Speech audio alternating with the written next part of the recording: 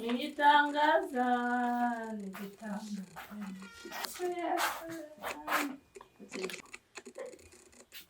Gicucu wowe gicucu unzanira ibiki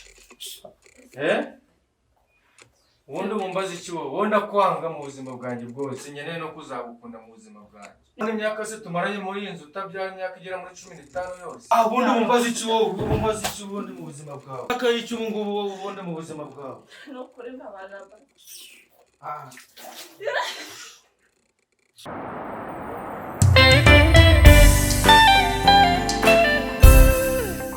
Kisa amahirwe nkabona mvuye mw'isi nkabona ngeza mw'ijuru nkabona mvuye mu magorwa y'isi iyi si intera kurira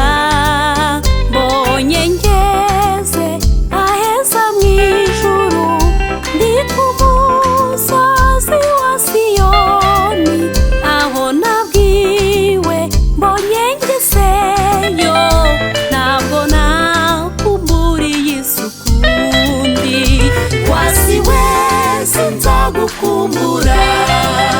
waramemukiye wanguye nabi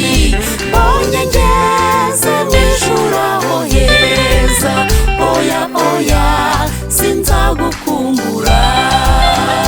wasiwe sinzagukumbura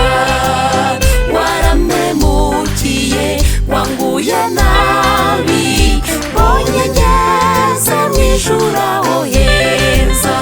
oya oya sinzagukumbura yego ndabizi narasayishije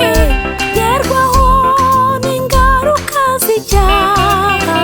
ariko hari n'abaziranenge urenganya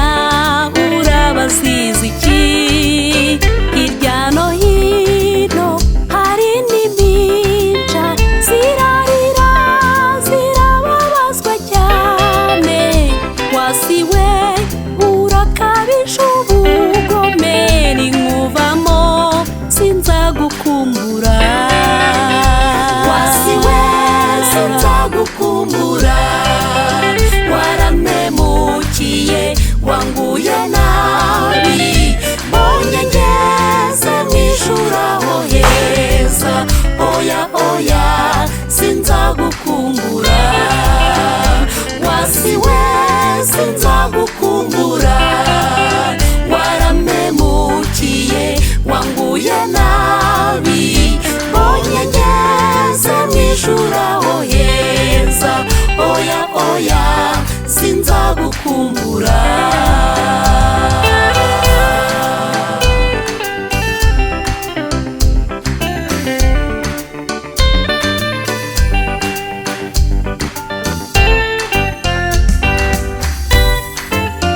amahirwe yanjye nsigaranye namwe nuko atari njye njyenyine wababaje na Yesu Kristo waramu